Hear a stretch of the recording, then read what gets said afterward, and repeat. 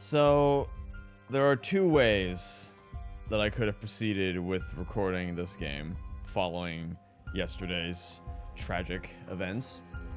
Either A, I could have taken a very long break, not thought about this game for a while, and let myself calm down before continuing to see how else they annihilated this story. Or, I could jump right back in the morning after it happened, just over 12 hours later, and just try to get through this shit as fast as possible. I've elected to go with the second one, because I frankly don't want to have to think about this remake ever again. So the sooner I get it out of my life, the better. The plan today, we have 2 chapters left. The plan today is to knock them both out in this episode. Both chapters 9 and 10. I think we can probably do that.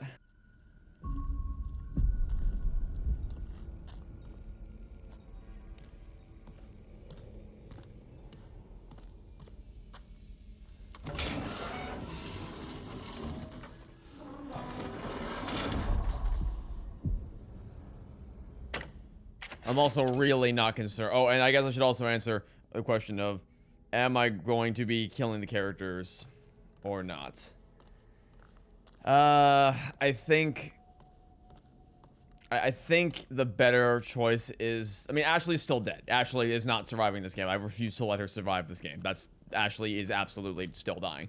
But for the rest of the characters, I think emotionally, I really just want to take out my vengeance on how terribly this remake was put together by just getting rid of all the other characters. But the level-headed, logical thing to do is probably to keep them all alive so that we can see. Well, I don't know what the better thing is. Because the idea is to see what else they might have changed. But are we more likely to see more changes if we let the characters die? Because the biggest offense that's been committed so far was what happened during a death sequence. So, I don't know. I don't know what the better choice is, but I think I should probably try to keep them alive. Shit. To see how their epilogue, their epilogue speeches change. What happened on the walls? See how their endings change. I don't know. I want to at least kill Ashley, and I know exactly how I'm going to kill Ashley, because I'm going to assuming they didn't change more shit, I'm going to use it as an opportunity to explore another part of the game's writing that's pretty damn cool. But yeah, I'm still, very upset. I'm still extremely annoyed at what happened in the last episode. Hey there, Mr. Totem. Like, I just don't, it's not a fun minigame. There's nothing fun about doing what I just did. It's just tedious. It's monotonous. It's not satisfying. It's searching for the one pixel where they allow you to see into this. That didn't need to become a mechanic. Anyway, yeah, this is the second time we play as Mike exploring the sanatorium area. Another section that I wasn't huge on. Well, when I first played this game, or at least that I don't. Like I said, the second half not as clear in my head as the first half. But I've definitely grown to appreciate the second half more in time. It does unfortunately mean that I don't know this section quite as well, and as such it means that I don't know where everything is. I'm not as solid on what the correct choices to make are to keep Mike alive. And at least that hunger totem was a little different than the other ones were. That's something at least. Okay, I got turned around again. We're going. You know what this game could have implemented that would have been a pretty good improvement? It could have added that adventure arrow that The Last of Us Part 2 has. That would have been something worthwhile. So I'm gonna point you in the give you a little nudge in the direction of where you need to go. Am I saying The Last of Us Part 2 did something better than the Until Dawn remake? Why, yes. Yes, I am. I definitely don't regret killing Emily, though. No regrets there. Oh, I guess I can also... While I forgot to... I was so caught up in the rage of how they just keep bulldozing the story of Until Dawn that I didn't actually take the time to explain why Matt... I mean, I feel like it's pretty self-evident why Matt deserves to be in that scene. But I feel like Matt... I mean, if you can keep him alive, that is. Matt would probably have some things to say about the idea of Mike killing Emily. They even could have built on the sort of like pseudo rivalry that Mike and Matt had at the beginning of the game, because like they set up that whole thing between Mike and Matt and Jess and Em, and it never goes anywhere. It never evolves beyond that point. I am holding left. I am holding left. You have to believe me. I am holding left. I am holding left on the stick. He's not turning because controls are really hard to program in a game. Okay, I did nothing different. I did not move my hand at all. I changed nothing about what I was doing, what I was pressing, what I was pulling, how I was pulling the stick. None of that changed. Not even one aspect of it. The game just decided to let it work. Also, I saw those shadows on the wall stop appearing. Also, is it just me, or does the sanatorium feel more obnoxiously green than it did in the original? The answer, of course, is no, it's not just me. I think we've established quite clearly at this point that it's just... They've changed just about everything. It's so infuriating because so much of it is exactly the same, and yet completely different at the same time. Because it's the same story, it's the same writing, and completely different and substantially worse packaging, except for the few things that are actually different.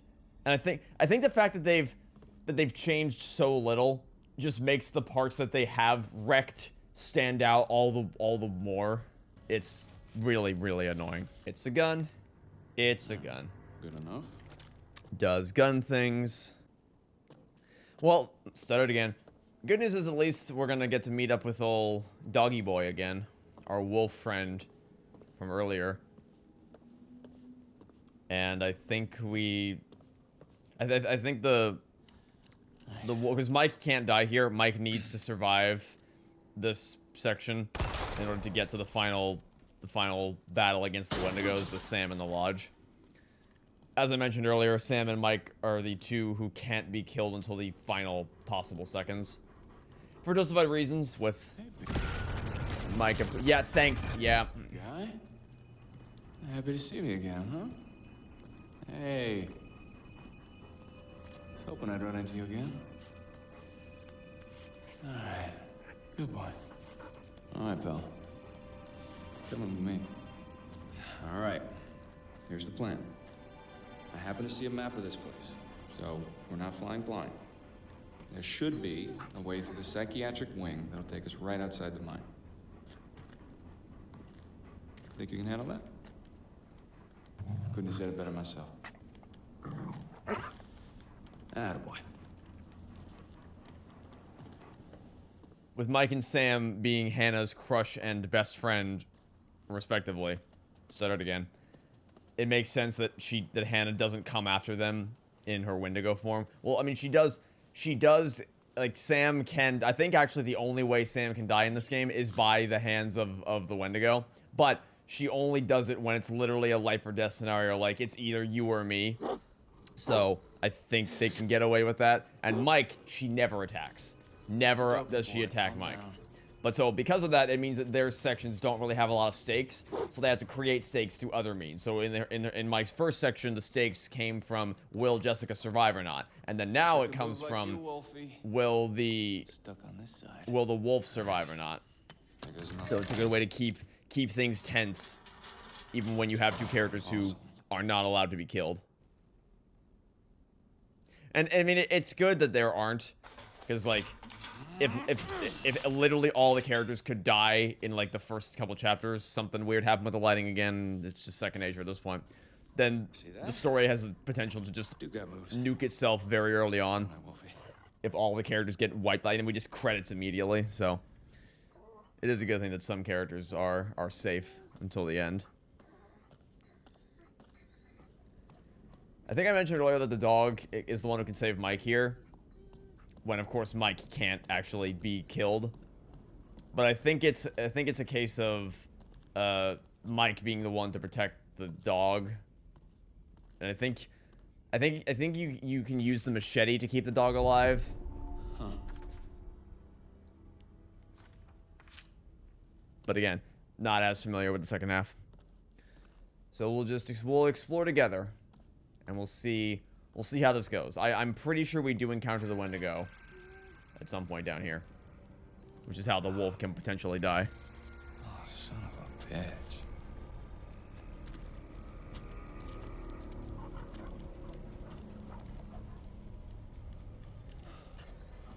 Jesus Christ. What the fuck have I got myself into?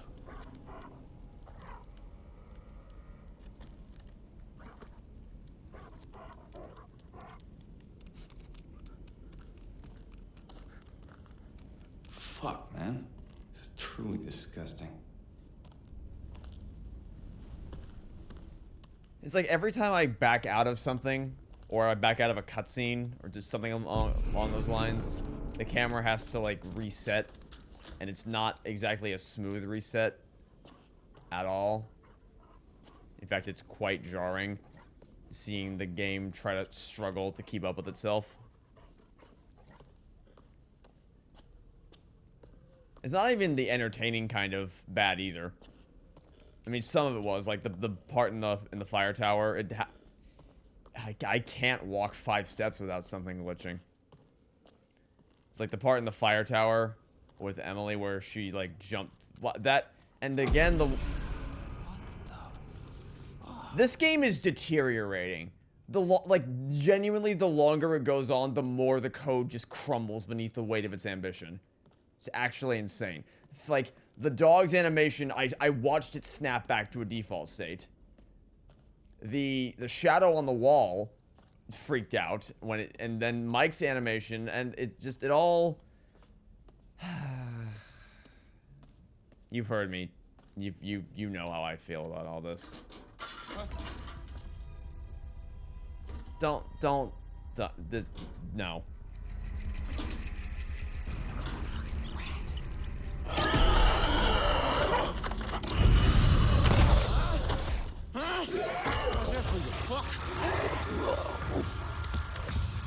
Run, wolf, run!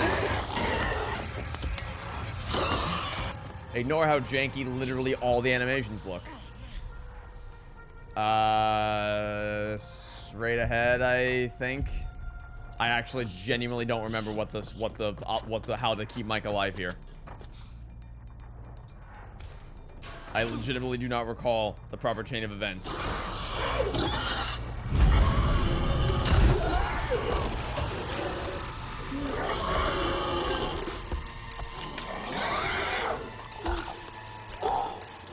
Again, Mike's safe, Mike's not dying, but the wolf can die, and I would like to save the wolf. But I'm just gonna go with my instincts, which is how you're supposed to play this game. Some of the appeal does get lost when, like, you already have all the choices to memorize for how to save everyone. No way. No fucking way this is happening. So it is nice to be able to kind of... Because the way you're supposed to play it is to just go on your instincts. Like, what would you do in a situation? What do you think the best course of action is? So that's how we're gonna do it. And we're gonna tune out the horribly mismatched soundtrack.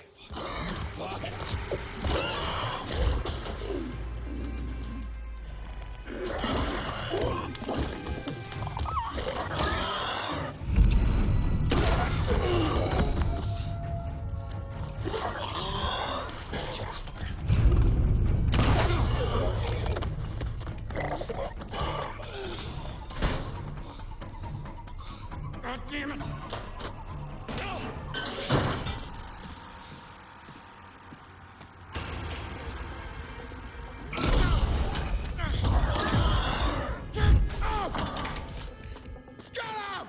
That's a great movie. You should go watch.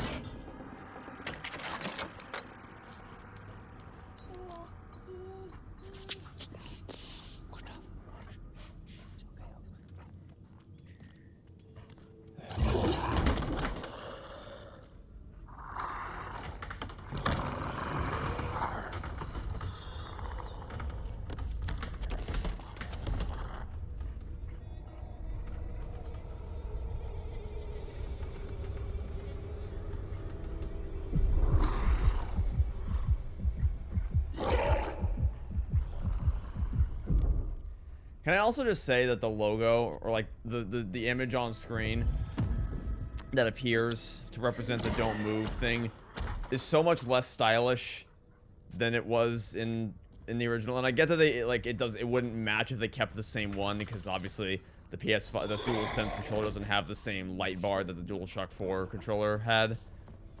But like, you could have done something that wasn't just a plain white line.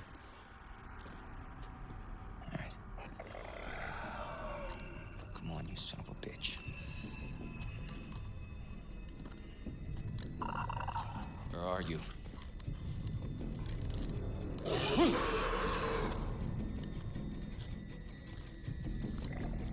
Huh? Damn it. What the? What?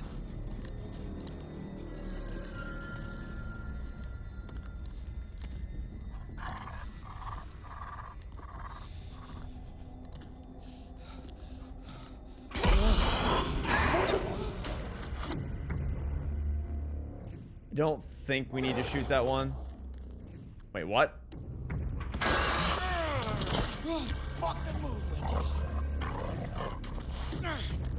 What?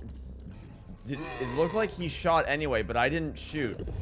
I actually just didn't shoot. That was okay. One at a time, boys. Enough of me for all ya. I'm not gonna shoot you either.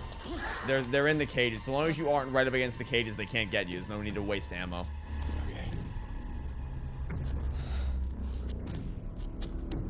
I don't actually remember if you can run out of ammo, but I assume the fact that they're giving you the choice means that it's possible, so. That guy, I also don't think we need to shoot because he's on the chain. Just keep moving. Always keep moving. Always hit the QTEs. Don't waste ammo. We've wasted enough ammo as is down here. Go to dog. Go to dog. Dog is friend. Dog will keep you safe. Dog will actually take a bullet for you if he has to, which I believe is how he can potentially die. I'm so fucking sick of this music. It's I think it is actually the exact same Tom and Jerry chase music from earlier. Not good. That one, this guy we do need to shoot. This guy is unrestrained. Yeet it over to him. Roll it. Roll it. Roll it, Mike. Roll it and shoot it. Give it a roll. And that looks too stiff. Or too jarring. I don't know. Something like that. He snapped his hands up too quickly.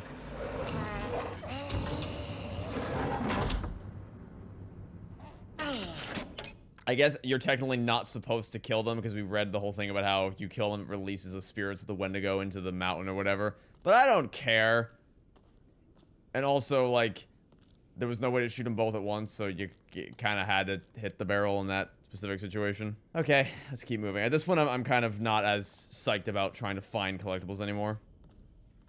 I mean, not that I was ever going for 100%, but now I'm, like, really not going for 100%. We're just going to... I probably could have... I think there's some other stuff I could have like, I think you can find a suicide note from one of the doctors and some more clues like that about, some reports and dossiers on the incident with the miners from 1952. That being said, there is a totem right here, it looks like, so no harm in picking it up and spending way longer than we should finding the hole.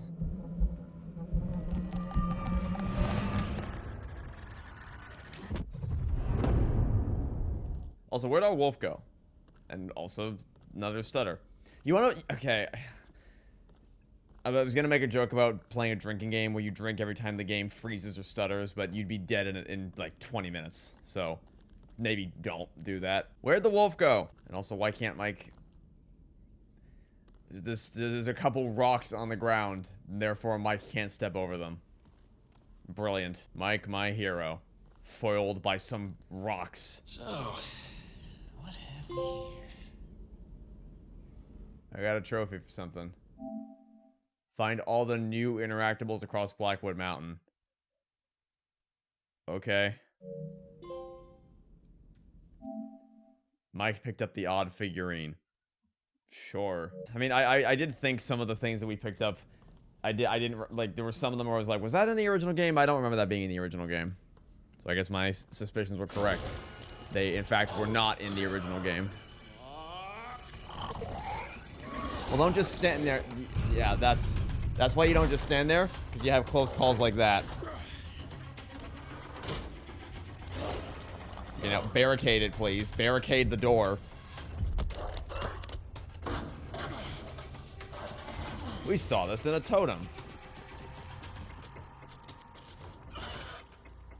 Not that it wouldn't be a good idea to do that anyway.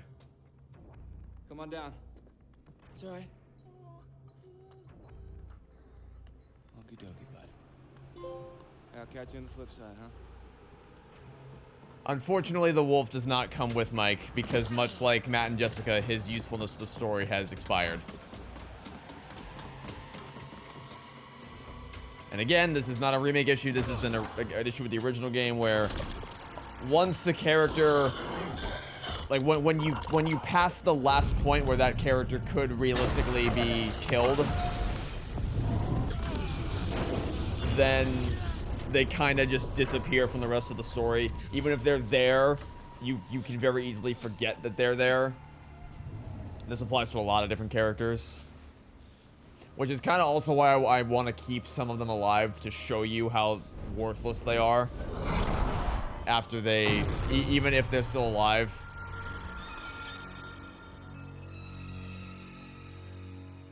And again, the remake could have fixed it. But they didn't. Hey, look, it's Jess. Remember her? You maybe you don't, actually. But she's here. She's alive.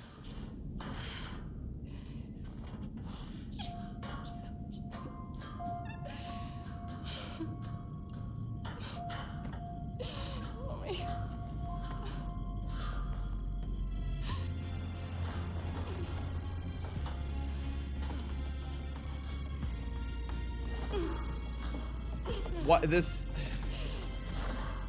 triumphant music does not belong in a scene like this.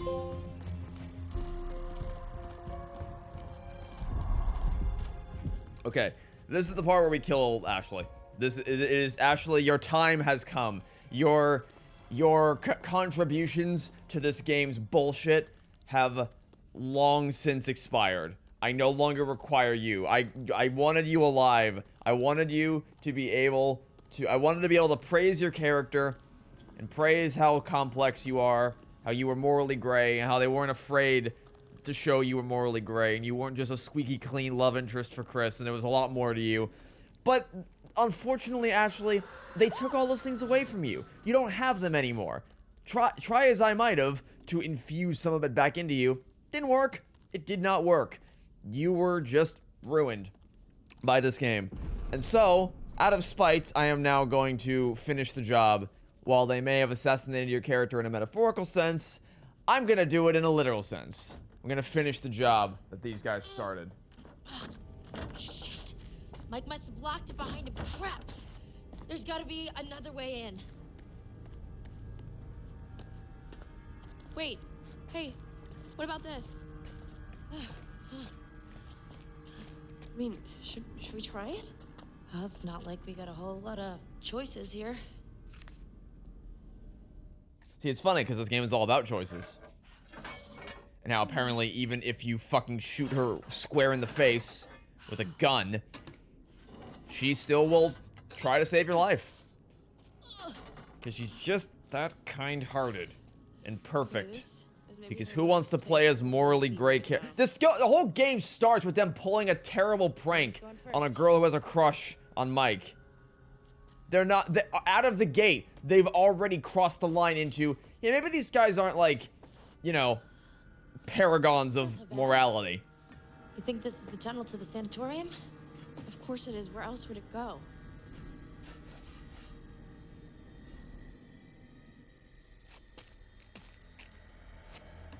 But they draw the line at Ashley not wanting to save the person who was willing to shoot her. Great. Hey, hey, we should close this, right? Huh? I mean, what if something's following us? Yes, fine, close it. But we gotta keep moving. Can you just catch up, please? Yeah.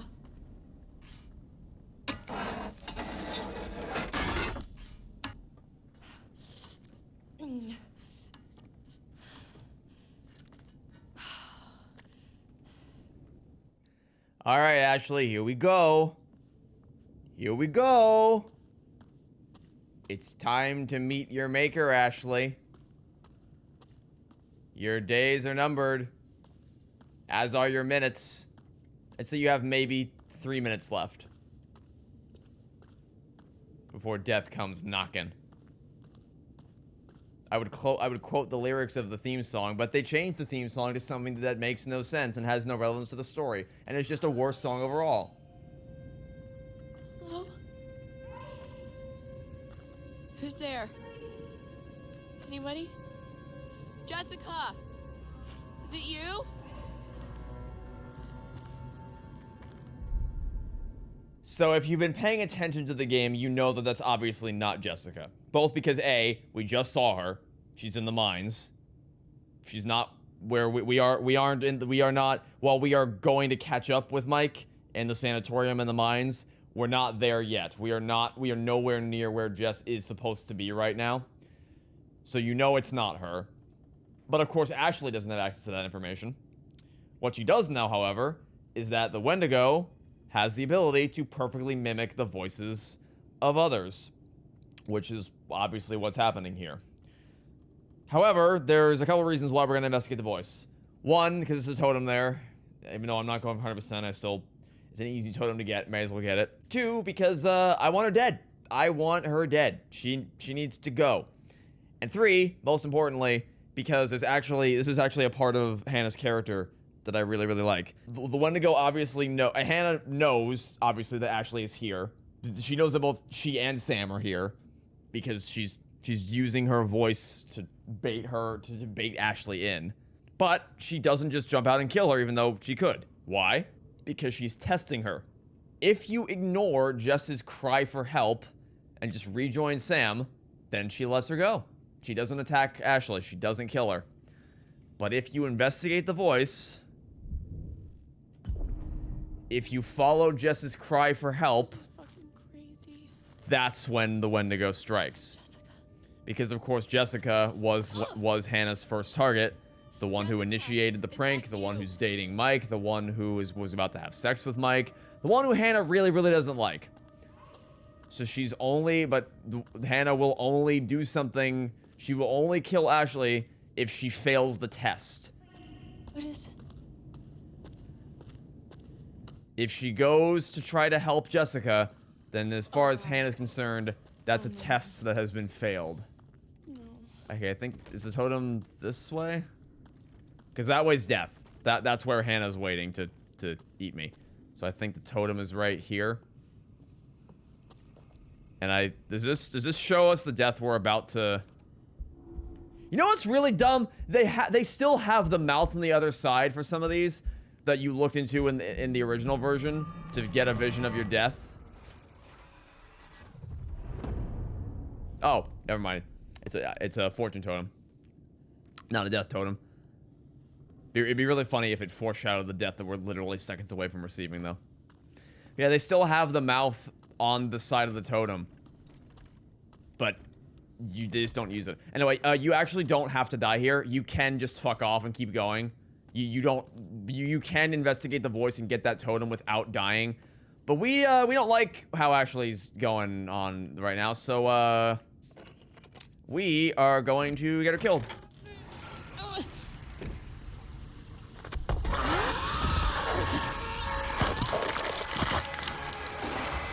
Bye, bitch.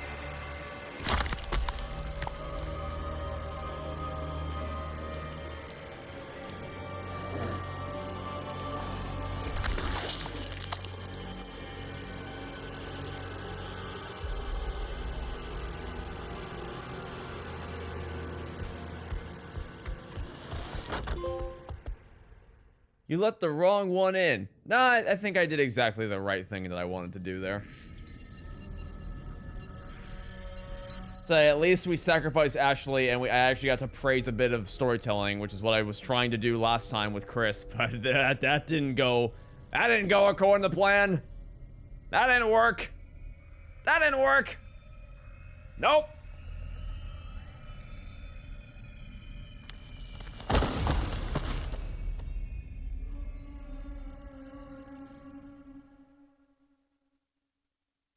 And is that the end of chapter 9, or do we get one more section? No, we get one more section with Sam first.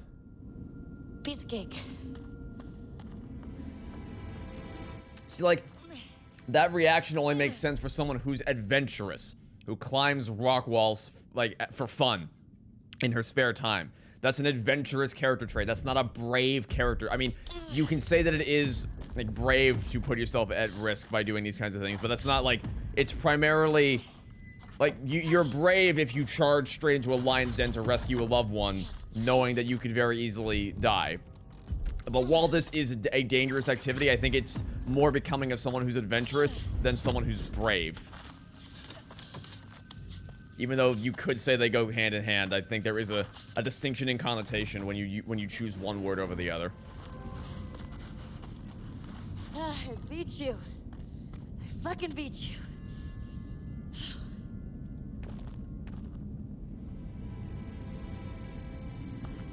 Hurry. Also, I like how Sam just doesn't even care that Ashley isn't with her. Well, I wouldn't say doesn't care, just she said she'll catch up. And obviously didn't end up catching up. But, like, really, at this point in the game, you should not be splitting up. Sam really should have waited for Ashley before she moved any further ahead than she did. There might be a oh, wait, hold on. Totem. Search the totem to find the stupid hole.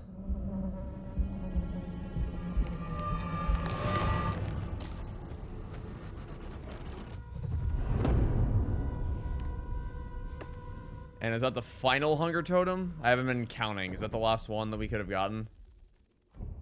Yeah, I think so. No, we still got one more. Okay. I wonder what the last one's gonna be then. Because it has to be after that, because that was of Hannah dragging Jess through the woods, which I guess that's just in case if by this point you still haven't picked up on the fact that Hannah became the Wendigo. That's just seals the deal for you. So it has to be after that. So maybe it'll be one of the other. I was gonna say maybe it'd be one of the other ones that that Hannah killed, but I mean if she doesn't kill anyone else, like they couldn't really make that work. So I guess that probably wouldn't be the case. Although there are certain mandatory. Didn't know Bowser was here in the mines. There are certain mandatory interactions with the Wendigo, so it could be one of those. Don't know. We'll have to wait and see if we find it, that is. Which we might not, and I'm not going to be heartbroken if we don't. Although that is, I will say, that is the one totem that I do kind of want to try to find, because it's the only new one. But, I mean, I can just look it up on YouTube afterwards if I don't find it.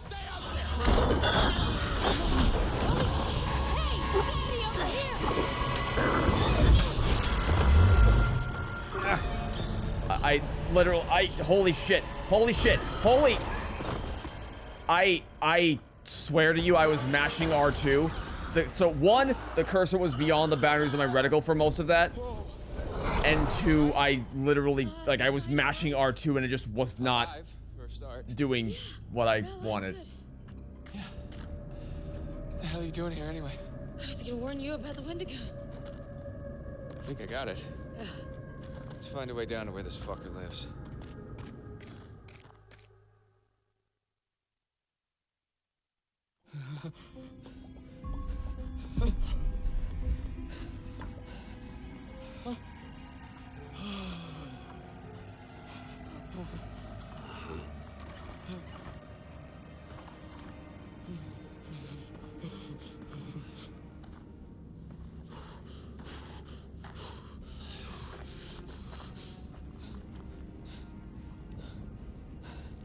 I wonder how much these sessions are of any help to you now. Just won't listen to me, and things seems pretty fucked up.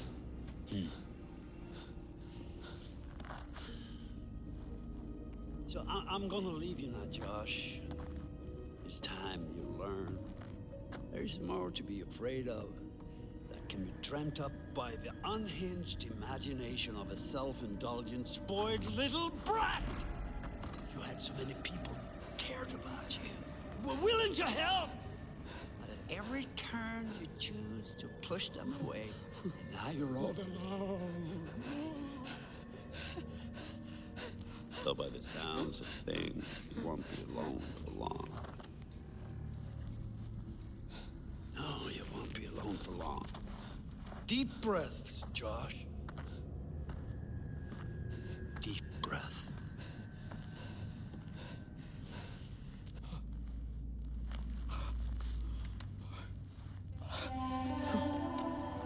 No.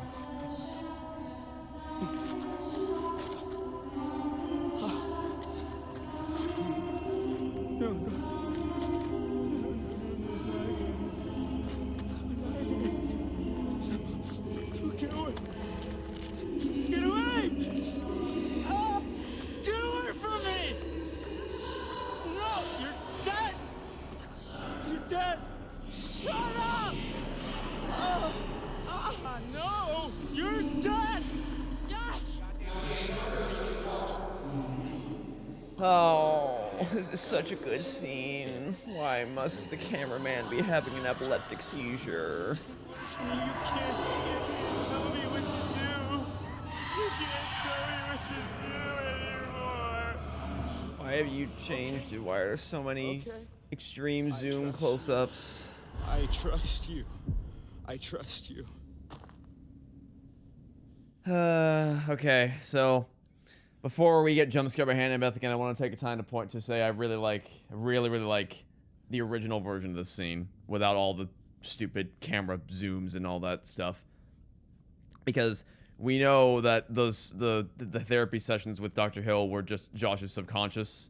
I've been over that many times in the past. So the reason why in this moment Dr. Hill leaves Josh behind in the mines, even though it's a figment of his imagination and therefore can't actually physically leave him anywhere, it's because symbolically at this point in the game, he's given up on himself. Dr. Hill abandons Josh because Josh has essentially abandoned his own. He thinks at this point he's beyond salvation. He's beyond any hope of improving himself, and he's just completely gone off the deep end. So that's why Dr. Hill's left him all alone here in the caves, which also makes it a really powerful moment for us to finally start playing as Josh for the first and only time in the game. You're not real. You're all alone down there. No, not again. It's freaky. It's really freaky. All alone. But you're with us now. Family. Get away! Get away from me! Get away! Because for all of the tangible Why didn't you save us? threats on this mountain, Why this did is you want us all to just in run? Josh's imagination, and yet it's swear. possibly the most terrifying I swear I out of tried to anything find in this entire game because of how personal it feels, and just like watching a man completely lose control of himself. It's such a chilling part of this game. Oh, and then this. Is this the... Yep, I think this is the pig part. Because he referred to, in some of his messages as the psychopath, he referred to Hannah and Beth as pigs. And so now here, in this hallucination sequence, he's killing the pig because he believes himself to have killed Hannah and Beth, and that's why here the pig is then reformed into Hannah and Beth, because he thinks, like he said in an earlier message, kill them just like I killed Hannah and Beth. And he refers to Hannah and Beth as pigs because he thinks he killed Hannah and Beth just the same way he's killing the pig again right here. Because of how devastatingly crippling the guilt he feels because of his inaction in the prologue. Oh! Oh! Oh!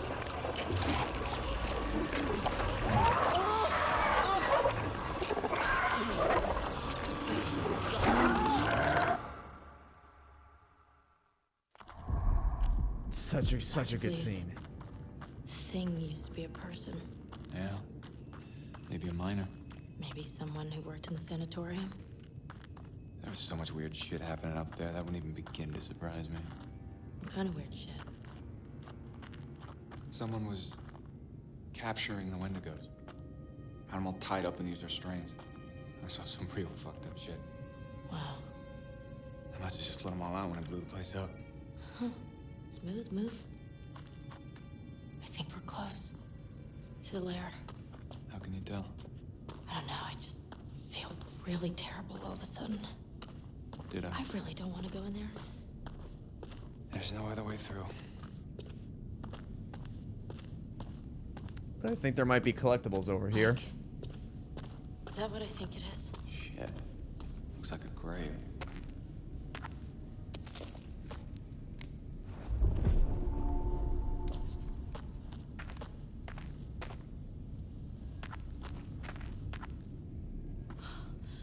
Oh God, Mike, this is Beth. This is her watch. What? Let me see. Look, there was a cross here, So this is where she was buried. but who dug her up? Let's keep moving. Snip, snip, strings, dead. I hate them. I hate them so much. They need to get out of this soundtrack. Alright, this is probably the most important clue we can find in the entire game. I'm going in. Oh. Right, it's okay. You sure? Oh, I'm not dead yet. Famous last words. Oh, It's freezing. I feel my fingers. I know. Just keep moving. On the left side of the water area here, there's a, I think it's Hannah's journal is what we're looking for. And you need to find Hannah's journal Reach the deepest part. in order to save Josh. Well, you can't really save, I mean, you can keep Josh alive, but you can't really save Josh. He's the one character who you can't, like, really save. The best you can do is prevent him from being killed by the Wendigo. But there's really no hope of saving Josh, technically speaking. Shit. This looks like Hannah's writing. Day 1, my little sister is dead. The fall killed her. I watched the color drain from her face. My leg is broken. I'm all alone, stuck here with Beth's body. Someone will come soon. Day 5, I've never been so hungry. It feels like my stomach is twisting around inside. I took Beth's sweater. Much warmer now. She's still looking out for me. I'm sorry, Beth. I have no choice. It's the only way I can survive anymore. If someone finds this, I'm sorry. I had to. I had no choice. What does it mean? Jesus. I like the escalation in going from, like, just taking Beth's sweater, like, leeching off of Beth's corpse in innocent ways to help her stay alive down there, to then just turning to straight up cannibalism. And then the final page, my hands feel unclean. My nails fell out, pushed out. I am aching, but no more cold, no pain. I am getting stronger. Further writing devolves into scrawls. The tale of the two sisters. Oh God, it makes sense. I think Hannah dug up Beth. It was Hannah. No, that's Michael. ridiculous. Michael, it has to be. It's the only thing that makes sense. Beth died in the fall. So what? What does that mean? So Hannah must have buried her. God damn it. God damn it. Hannah was down here. I don't believe any of this. She would have been starving. She would have been desperate. Fuck. We need to find Josh. Right now.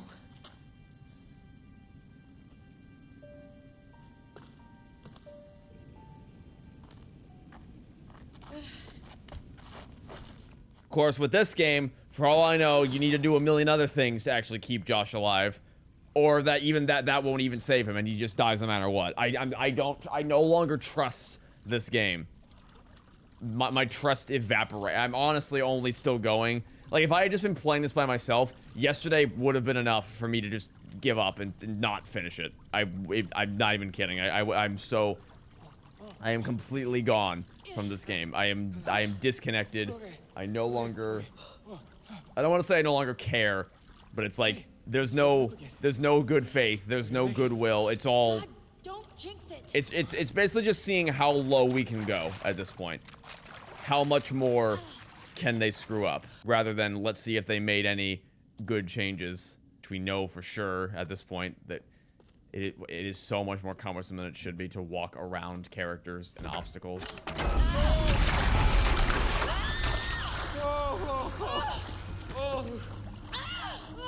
Jesus.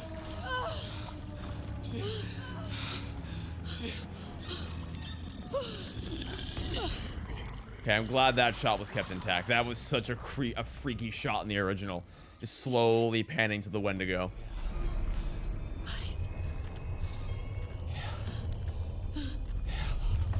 No, Mike, there are two.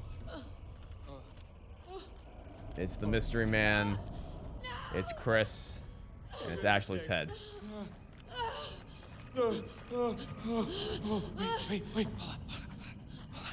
I think I saw something.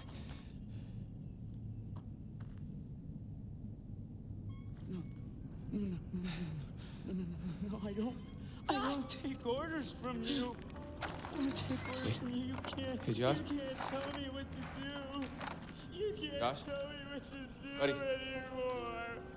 You can't tell me what to do. Oh, okay. Okay. I trust you. I trust you. I trust you.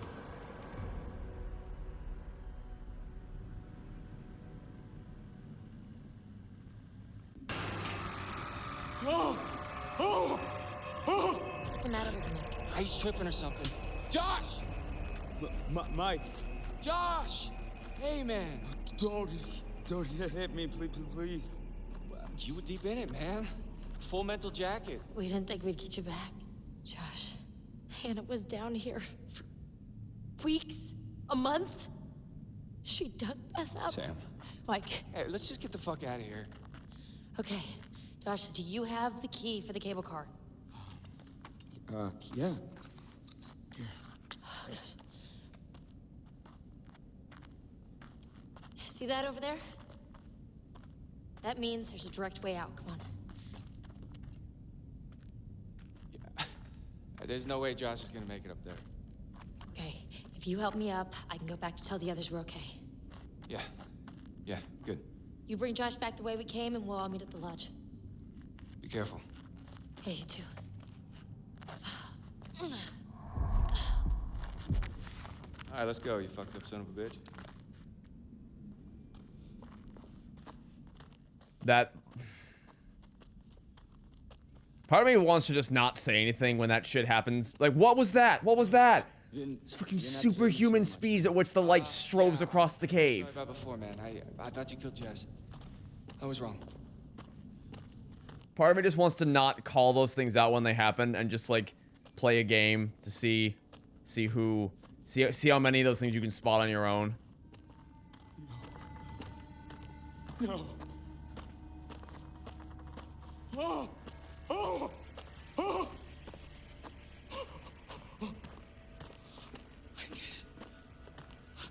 I didn't want you to die.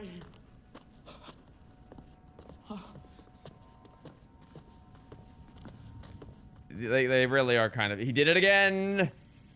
He's at it again! They really are kind of overreacting to how. I mean, it's not like just one body in there would be enough to freak them out, but they're acting like the whole room is filled with bodies, which it can be if you play really badly, but it's not. And it kind of feels like a binary state of it's either there are no bodies, or they either act as if there are no bodies, or they act as if the whole room is filled with them. Josh's arms glitched out again, by the way. It's like I said, buried into the base code of this game, something is broken with the animations and the rigging of the character models.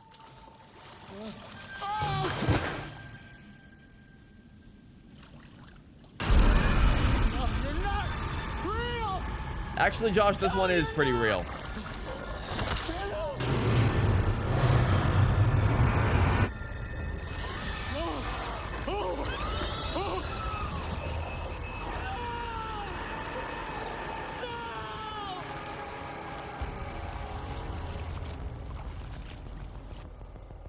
Yeah, that's Josh's good ending, quote unquote. Just not dying. Oh, look, it's time for Matt to be important again. And by important, I mean, it's time for him to exist again.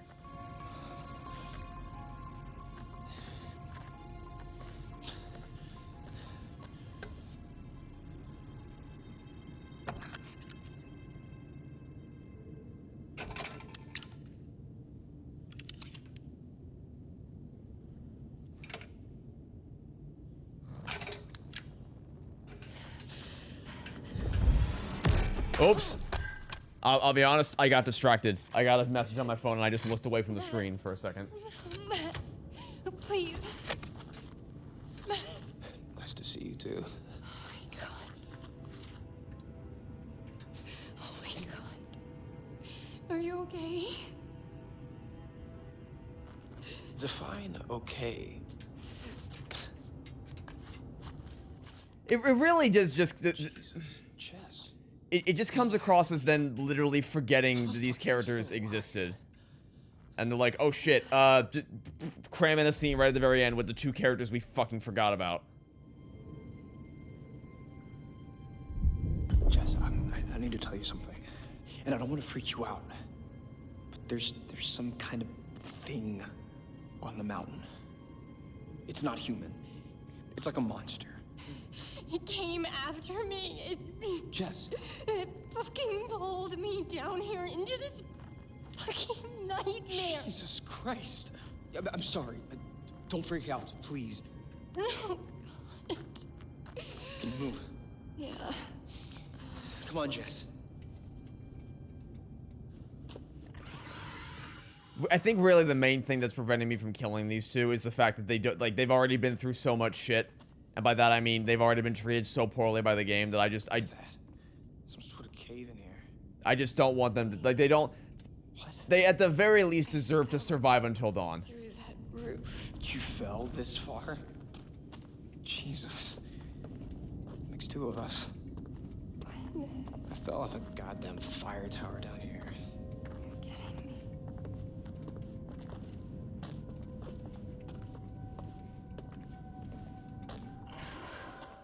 kidding me. What's extra annoying is I don't even think this session is very long. Like, it's not like some super extended character study sequence between Matt and Jess. I'm pretty sure this is over. From what I remember anyway, it's over just as soon as it begins. And I'm making it longer by searching around for this totem. I think it's just one brief chase sequence with a Wendigo, and then that's it. I don't know if that can really qualify as a fortune totem.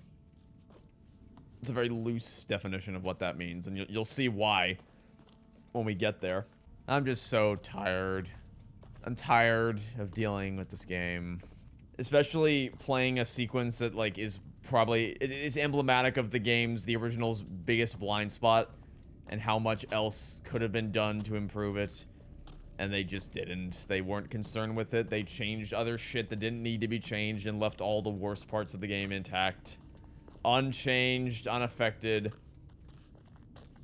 But they're the experts, I guess. Jess. Which way?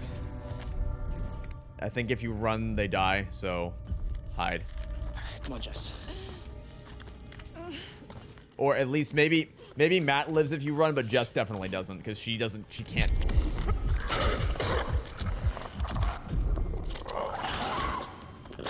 Much like this whole scene, the most pointless fucking don't move section ever. Jeez.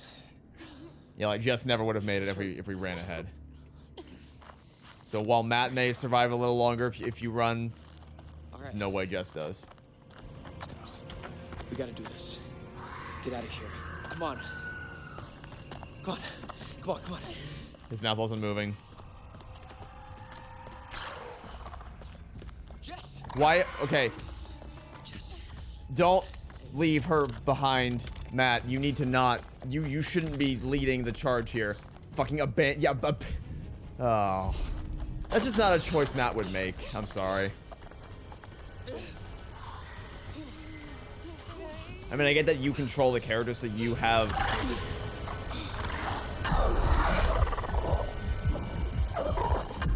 You partially determine who, like, what they would do based on what they actually do, but, I mean, they do have personality traits at the beginning of the game. Anyway, that's it. That's the whole section. That's it. That's it. That's the wrap on Matt and Jessica, folks. That was like 3 minutes padded out only because I took time to explore and find collectibles. That is the stupidest... I've said my piece. If you were gonna change anything, you would change that. You would change that so very clearly tacked on sequence that was probably thrown together like a month before the game went gold. So lame. Anyway, I think this is the final part of the game right here. I think once you get out of this hole as Sam, Come on. we're going back to the lodge. And once you get back to the lodge, it is time for it'll be time for the final confrontation against the Wendigo. And oh, how I long for the ability to walk faster. That is one of the most baffling changes they made. Just removing the ability to move faster.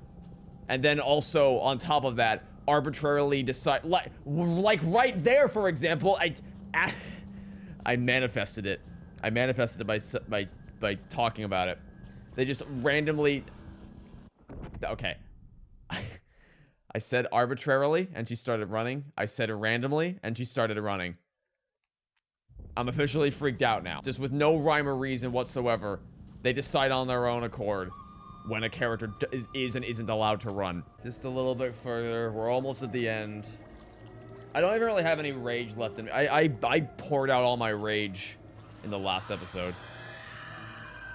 I don't have the energy left in me to do a big, long rant. I'm just trying to get to the lodge.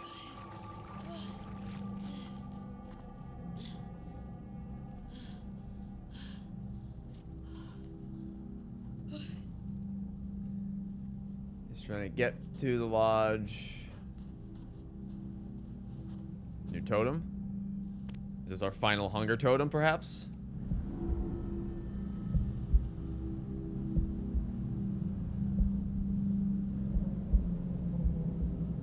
Oh.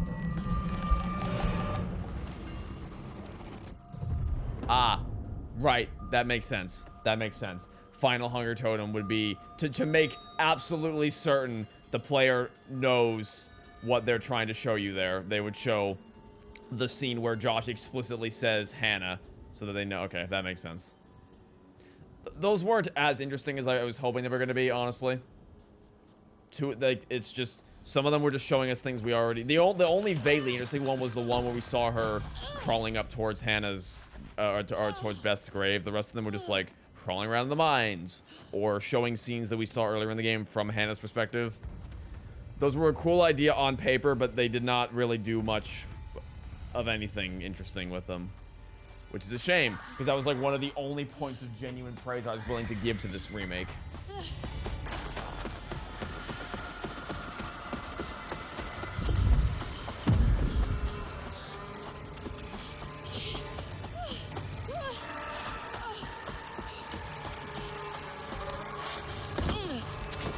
By the way, the one I mentioned in an early episode that I don't remember much of the soundtrack from the original, but in gathering footage for this Let's Play for comparison's sake, I actually did I did re-listen to the music that plays during this final confrontation, and the score for that final bit is kind of brilliant.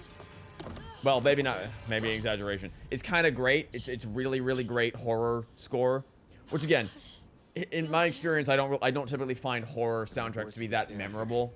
Like they're not soundtracks you would go back and listen to outside of the context of the game or movie. But they serve their purpose really well of just really, really enhancing the feeling of terror while you're watching or playing it. And I think the piece of music from the very end sequence was the key example of that. So, What happened to Josh? I'm gonna have very, very high expectations for this final bit. Awful way to go. Not good. What do you think we should do? We should check the basement. Might be someone left down there. I'm already not a fan of how pronounced the strings are. At least they're gone now, but they should have been gone a hell of a lot sooner. If there's anyone left, they're probably in the basement. I get what they're going for with Sam, like, holding her hands out to show that she's frozen, but she just looks like a statue when she's walking like that. Compared to how she looked originally. How do you rate our chances of survival?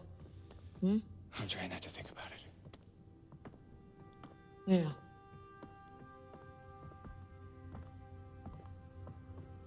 Uh-oh. Shit. Sam. Run. Run!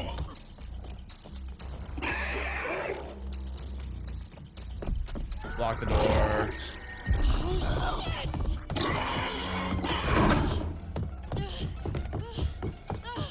Alright, this final section is pretty much all don't move tests.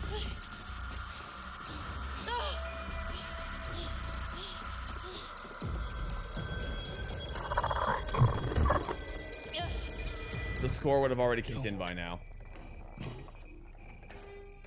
Don't fucking move a muscle.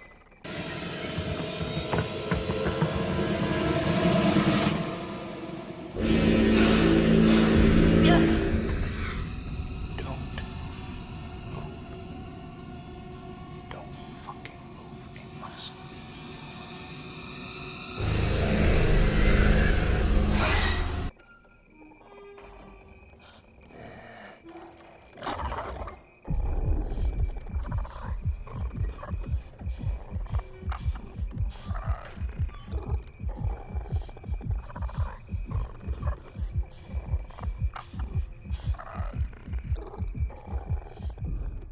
I love how the one time they decide to just rip out the soundtrack and go dead quiet is the one time when you actually need that really, really heavy, pronounced, ominous score. But they either don't have the score at all like they did for that section, or just that same... Not good. This track right here, that I've heard either the same thing again and again and again, or just variations of the same thing over and over and over again. Either way, I'm sick of it, and I just want this nightmare to be over with.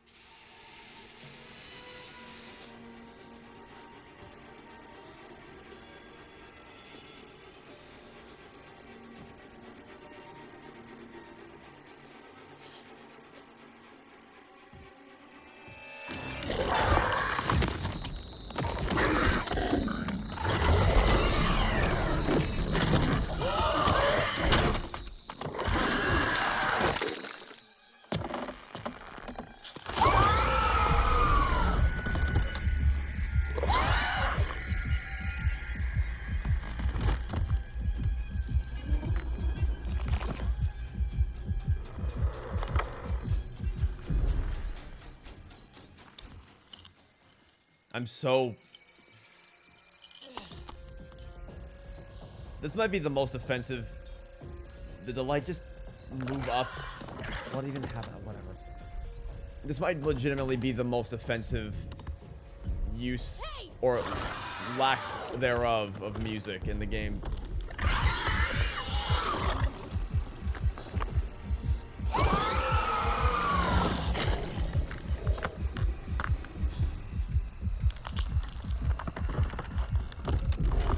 They fucking blare their music the whole goddamn game, but then in this one scene, when you actually need the music to speak for...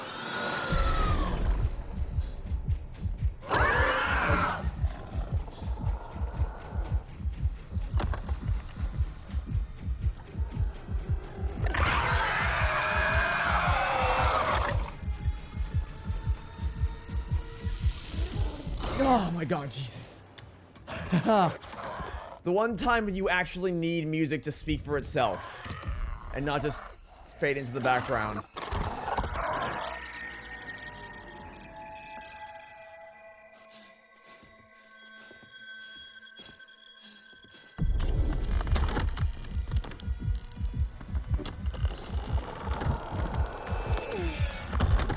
Hey, look. It's the thumbnail from every single fucking video about this remake.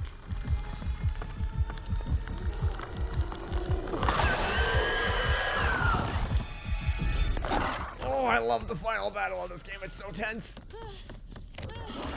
You could say that they spam the don't move sections, but like justifiably so given the circumstances. It's supposed to be the final test, and they really throw everything they have at you with the Wendigos like actively screaming in your face the whole time. Anyway, that's the game. Oh, now the music comes out to play. Now the instruments come out to play. Is it because I bullied them the whole game? I told them we didn't need them, so then they took my advice for the scene when we actually did need them.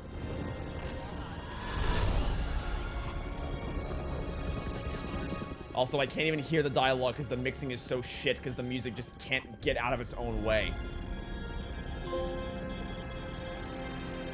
Yeah, you can ordinarily have Chris, Ashley, and M there along with Sim Mike, but we killed them all, so I only wanted to kill one of them. But, you know. Fuck! No! And that's the game. That is Until Dawn completed.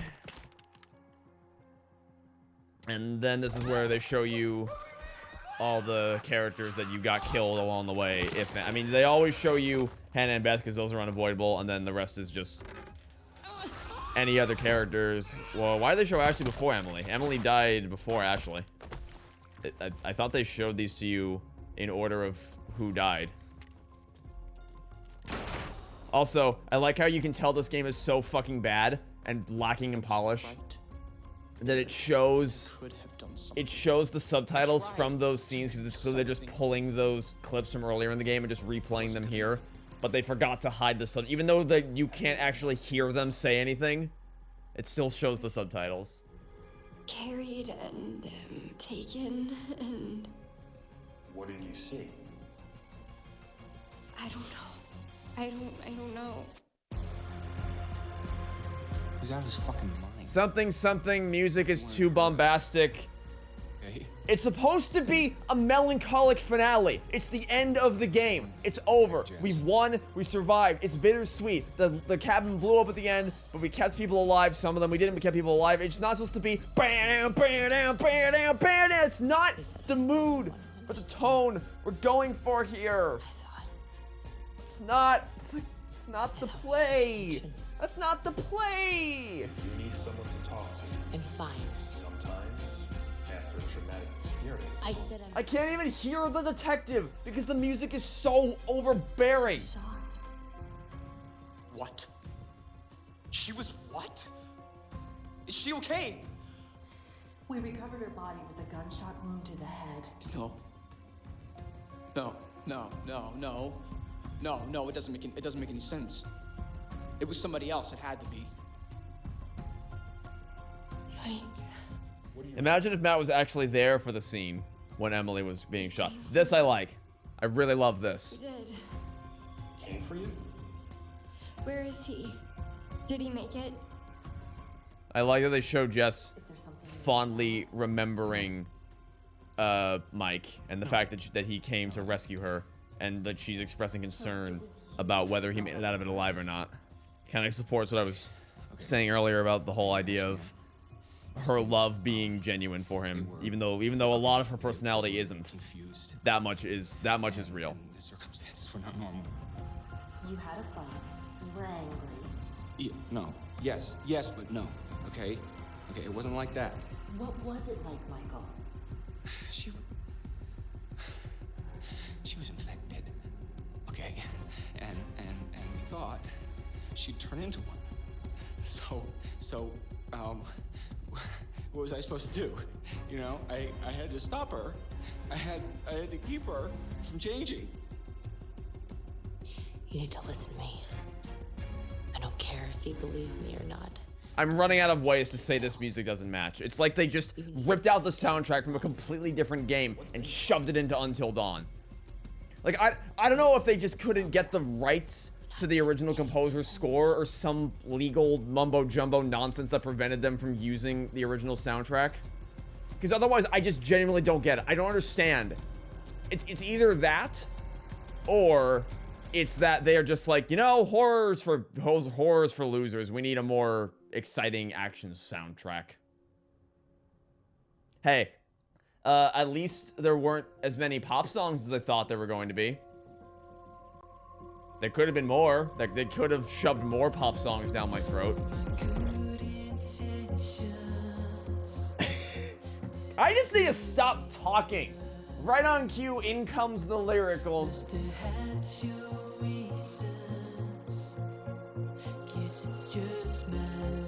What if I just never said anything again until I stopped jinxing the shit from just apparating? Anyway, that was shit. That was really bad. That was like genuinely terrible.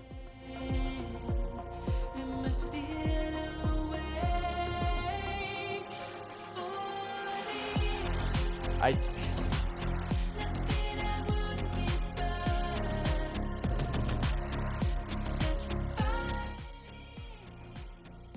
hate it. It's the same thing that happens every time. Where I go in and like the first time I ever mentioned this game on the main channel was like, it's kind of campy, it's kind of maybe it's all over the place, but yeah, I like it. I sound ashamed to admit that I like it, but I like it. It's okay. No, there's no shame whatsoever in saying this game originally was amazing. Heavily flawed in some areas, certainly. I've tried to talk about those things as we went, but god damn it, the writing of Josh and Hannah, how they tie into everyone's characters. The writing of characters like Ashley that often get overlooked. Mike and Jess's relationship. So many parts of Chris and his connection to Josh. How that plays off of Ashley. There's so much about this game that is just so well written that it deserved a better remake than this. One, honestly, it deserves to not be remade at all.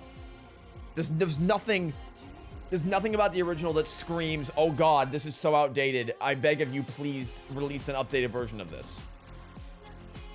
Could it have benefited from a technological upgrade? Sure. I mean, technology's come a long way in 9 years.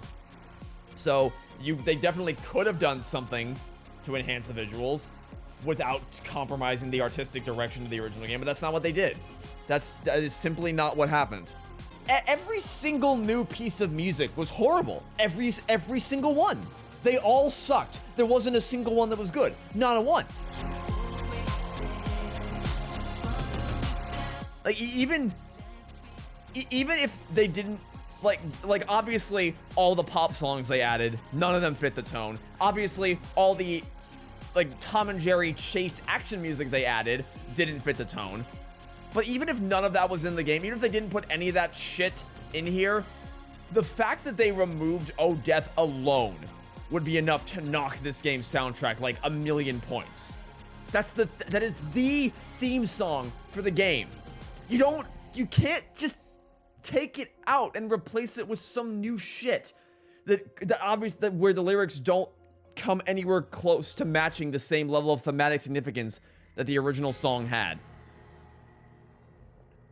Like that Oh Death is a song that existed before Until Dawn, but they rewrote the lyrics to create that version specifically for that game because they wanted, it was designed with the intent of linking thematically to the story of the game and the characters. That's not what this game did.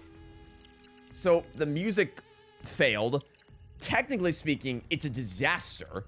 I mean, it's not like literally dysfunctional like Security Breach was, or like Budget Cuts Ultimate was, where half the levels never loaded in. But it still wasn't good. Numerous instances of lighting being all over the place, lighting not working properly. The animation of the characters, there was something broken about the rigs of all the character models and how they're animated. They all feel stiff. They all feel jarring with how they snap from one keyframe to the next. Sometimes their faces just aren't animated, like their mouths don't move in sync with their dialogue. It's either delayed or it just doesn't move at all. I want to focus on the lighting especially. I hate how the lighting was changed for this. It's like the lighting, it doesn't feel like natural nighttime moonlit wood expeditions here. It's like studio style golden lighting. Like, yeah, like at least I was worried that the golden hue was gonna permeate the rest of the game beyond chapter 1. Thankfully it didn't. It shouldn't have been in chapter 1 either, but at least it didn't permeate the rest of the game. But what did, it almost doesn't matter, because even if it still, even if it didn't look gold, everyone's face was still like, it's like everyone was always illuminated by some invisible spotlight off camera that was always shining on everyone's faces, just as they could show off how cool the character models look. Even though I think they actually might look worse in some instances. Jess especially. Jess's hair is like a toddler that got chucked into a pool with no floaties. That's what, her hair was just noodling around constantly. It couldn't stay still for even 1 minute or even 1 second. Every time the character changed, the camera changed, it's like the characters all reset their positioning. It's like the animations all had to reset and the camera really didn't do a good job of hiding it. Sometimes effects would load in too late or too early and it would completely mess up the lighting of the scenes. And just, or like stylistically, they were way too focused on the studio lighting aspect of it to even think about paying respect to that the vision of the original game, which was that really cold blue color palette. That it's not an accident that the game was blue. They didn't just throw a dart at a board and say, what color should we theme our game around? Aha, blue. I watched Blue's Clues when I was a kid. I like blue. Let's use blue. No, it's blue is a cool color, which can be used to give off a feeling of safety. Like a cool blue color can be safe, but it can also be really unsettling, like it's used in this game to enhance that feeling of cold dread and like that sense of escalation and tension as things kept getting worse and worse as the night went on. That's not here. Hey, remember when, like, I think the biggest offenders of the lighting being broken is when Emily was in the cave. I don't know, her torch, I think, just kept getting confused as to what time of day it was or something. Every board she moved, every corner she turned around, the lighting kept freaking out. The one that really sticks out in my mind is when Matt fell off the tower and the fire just appeared beside him out of nowhere. Well, I mean, no, the biggest offender of, like, artistically the biggest offender of the lighting changing is the first chapter. The atmosphere was completely gone in that first chapter when Sam and Chris were going up through the cable car. But as far as, like, technical issues, it's the Matt and Emily stuff around the cave area. And I don't understand why they had to move the camera. Why they had to change the camera for gameplay, and 2, why they had to move it around so goddamn much. Pans that were originally really smooth in the original game, like when Jess was getting yeeted out the window, it was a smooth pan up to her. And the tension came from, oh my god, Jess is in danger, not, zoom in, zoom out, freaky camera movements. Isn't it so cool when the camera just never stays still? That trick works so well for action movies, where instead of keeping the camera stationary and just letting the choreography speak for itself, they have to generate tension artificially through just spinning the camera around and making it impossible for you to tell what's going on. That's my favorite trick. You should not... The cinematography in this game is so pretentious. And it was apparent from minute 1 in the prologue when they had that stupid slow motion Zack Snyder camera flash thing when Sam turned on the lights. It's so overdone. You shouldn't be afraid to just let the camera sit there. Like static shots, like when Mike was in the sanatorium and the wolf would come out of the wall. Static shots like that, or static shots like where Chris and Ashley would walk out of the door or walk out into a room and then it would show the door opening. It wouldn't point to it, it would just show it and let you see it for yourself. Static shots are what allow tension to be built. It's like the camera is just as frozen with fear as you are, because the camera is your lens into this world. When it's stationary, or if not stationary, then at least smoother in its movements, that's how you get that tension to ramp up. Not by just Dutch angling and slow motioning and spinning it around like you just threw a camera in a washing machine or some stupid shit. Like so many things were just worse. So many, it's technically all the same stuff happening, except for the things that aren't the same, like Chris's death sequence. Like, except for those things, most of it is actually the same as it was in the original game. The vast majority of this game, except for the prologue, it is the same as it was, but it's how that story is presented that just strips away any artistic merit that it had originally. Like, the prologue, I can think of no better comparison than the Disney live-action remakes. It's the same thing there. It's the same general story. Oh, Jason Graves, it's your fault. Oh, fuck off. Oh, fuck off. Fuck you. You don't get to put, you do not get to put "Oh, death" in your credits after going out of your way to remove any trace of it from this game. Fuck off. No. That's I'm not happy, Bob. I'm not happy, Bob. I'm really not happy. Also, why are the credits 30 years long? How was it that a smaller team made a better product than, like, apparently the whole world worked on this remake, and yet it's like inferior to the original in every possible way. The prologue was they just made the prologue longer for no reason. They ruined the pacing of the tutorial for both in Sam's sequence in chapter 1 and for the first death totem that Beth finds on the path to reunite with Hannah. They ruined that by moving things around for literally no reason. They extended the amount of time between lines of dialogue, again, for literally no reason. The cinematography of both them falling off the cliff when it just, again, I feel like I've said this a lot, Zack Snyder slow motion. It's so fucking pretentious. And even beyond the prologue, it just, basically so many things in this game were just done so much worse. Jess getting pulled out of the shack was done so much worse. The Wendigo running past the tower was done so much worse. The door opening with Chris and Ashley when they were exploring the library was done so much worse, and it's all because they changed the camera they changed it from a static camera that just lets you get a wide berth, a wide view of the world, to locking it over their shoulder the entire time, because that's the cool, trendy, hip thing to do, is to put the to use the Life is Strange camera that so many other games like The Last of Us and God of War and Horizon Forbidden and all those other games that just can't. I'm so fucking sick of this same camera getting regurgitated again and again and again, even when it doesn't serve the needs of the game in question, and in fact, actually kind of makes things worse. Anyway, here's what happened to Josh. He turned into a Wendigo. Woohoo.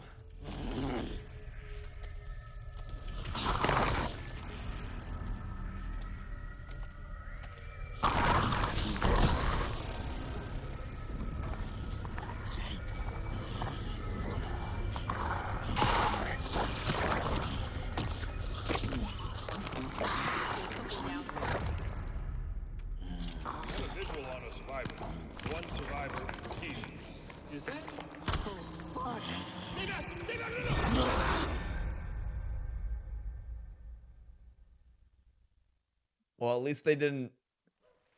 No.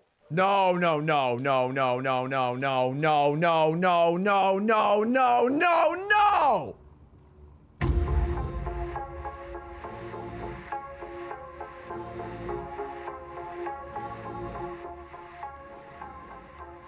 The camera's moving at 5 frames per second again!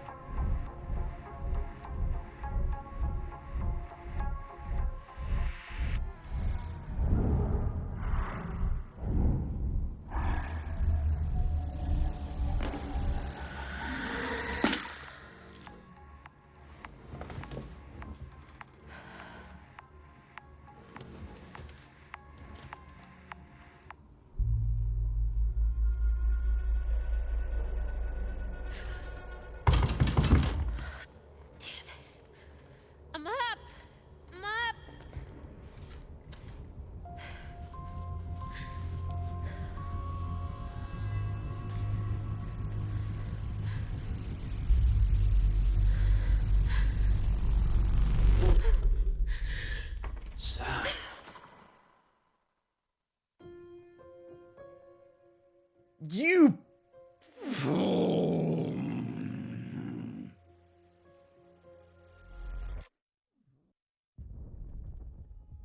Nope. Nope. Fuck off. Get off my console. I'm not. No. Get off my fucking console. I'm never. I'm not. That. Let's play Astrobot again. I was. Remember that thing I said about manifesting shit into reality? I'm taking my headset off. I can't deal with this anymore. I need to just. Okay. So I was about to say, at least they didn't change the ending to try to bait a sequel.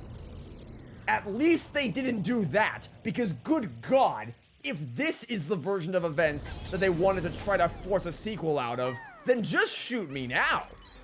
Like, you tried to milk Until Dawn's success forever by making Rush of Blood, and then making a million other games that are basically just clones of Until Dawn, but worse in every possible way. But you expressed no interest in actually continuing the story of Until Dawn for 9 years, for good reason, because you shouldn't do that. It's not a story you can continue.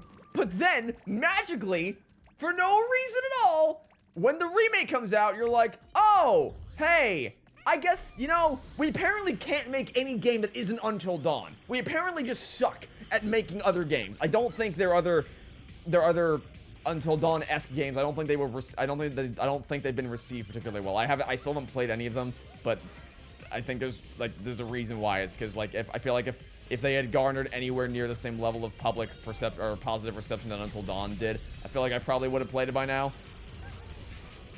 I know that's an appeal to popularity fallacy, but like the only reason I played Until Dawn in the first place is because I saw Markiplier playing it.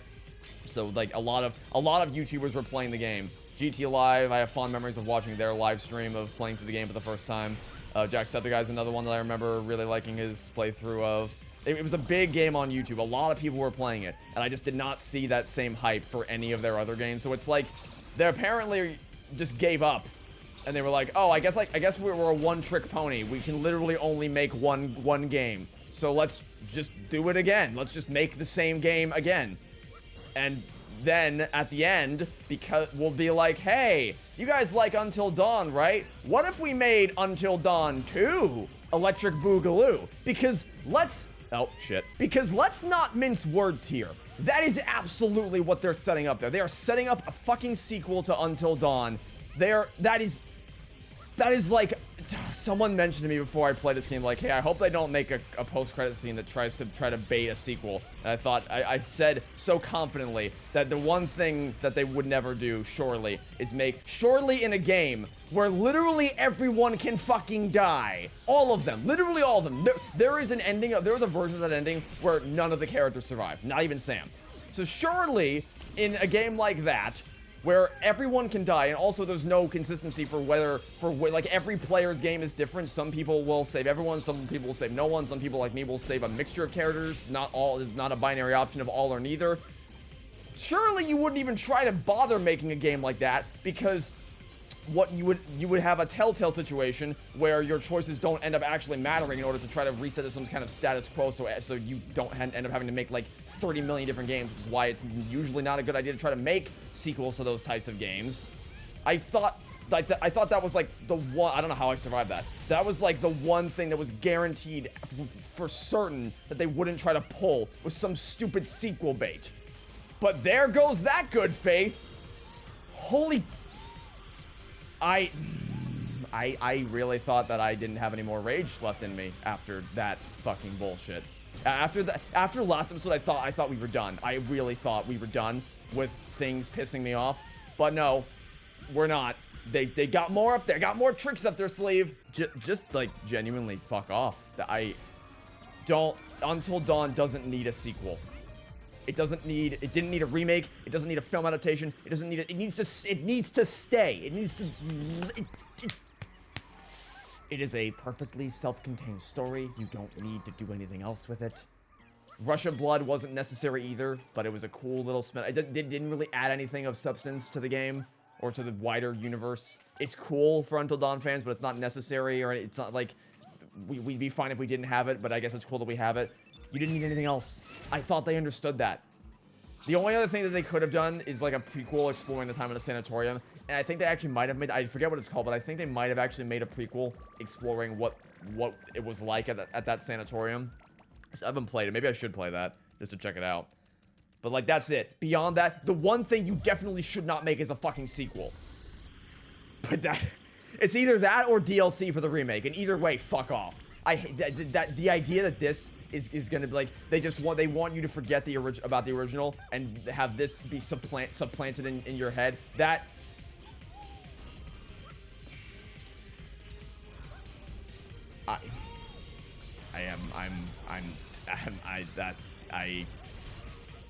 yeah, I'm sorry. I'm just out of ways to say that I'm pissed. I'm pissed at this. Because, like, you can say, oh, it's just a remake. It's not like the original will always still be there. It's not like it's replaced. No, I forgot about the stupid lock on the enemies again. It's not like the original is going away. You can always play the original. Like, yeah, the original will always be there. But, you know what won't be there? The sequel. The sequel is not to the original game. It can't be because they've changed the story. It has to be to this new version. And this new version blows dick. In every possible way, it just blows so much dick. I hate it. I absolutely despise it. And I wasn't even done. By the way, this is all. I had more I wanted to say. We're not even done yet. We didn't even scratch the surface of other things in this game that pissed me off. Like, for instance, taking out the sprint function for some reason. That didn't benefit the game at all. That literally did not benefit anyone in any possible way. I don't understand what they thought they were getting out of making that. That is one of the most baffling of all the changes they made. Like, a lot of the decisions that they made in this game really just had me scratching my head as for like what the hell they were thinking. But that is probably because that's just the most pointless one. Like, why? You just made it more inconvenient for people. You've taken agency away from the player. But then I guess they made up for it, because after that, their next move was to give the player more agency by making them do more inane shit with the totems. Instead of just picking up the totem and then turning it around like a normal person, because you don't need to make it a super complex mechanic. The point of the player interaction element of the totems is that like the idea behind it is the exploration. It's trying to look around, exploring the environments and trying to find them. That's the reward is granted to you for completing the challenge of exploration. You don't need to add another thing on top of it. There's no reason. There's absolutely no reason to do that. Did I mention the shadow running across the screen? By the way, I think I mentioned it. The shadow that ran across the screen at the fire tower was fucking awful.